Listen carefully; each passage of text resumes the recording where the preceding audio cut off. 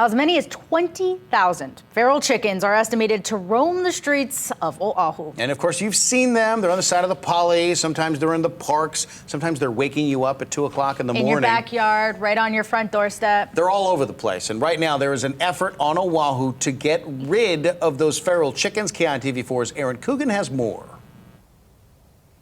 Yeah, good morning to you, Leo Maleko. Well, in aiding the city, the Department of Parks and Recreation installing over a dozen signs to discourage people from feeding the chickens. I'm joined with Nate Sirota this morning. Thank you so much for joining me. You know, this is an ongoing effort to really curb that population of feral chickens. Absolutely, yes. These signs are designed to, discourage that feeding because really the feral chicken population has become more and more difficult to bring under control.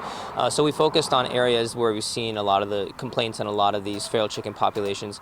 Here at Kapiolani Park at a few locations around the park, Kailua District Park, Alawai Community Park, and Mauumai Nature Park, which is up in Kaimuki area. Of course, it's to discourage feeding, but what kind of health implications, what kind of neighbor noise complaints do feeding the chickens contribute to?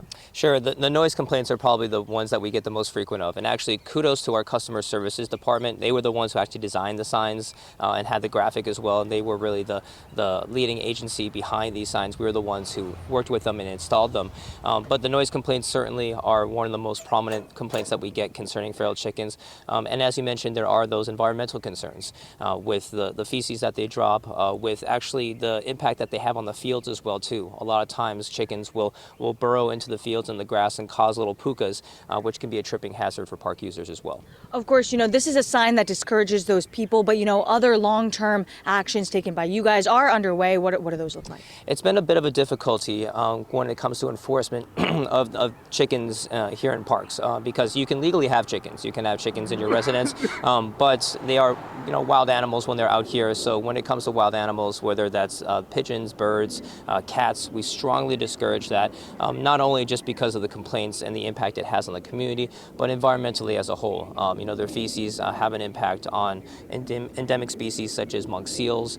So it's really a kako effort that we're trying to get the public's opinion and sentiment on board to help us minimize these feral populations. Nate Sirota with the Department of Parks and Recreation. Thank you so much for joining me this morning. For now, reporting live in Kapiolani Park, Aaron Coogan, KITV4 Island News.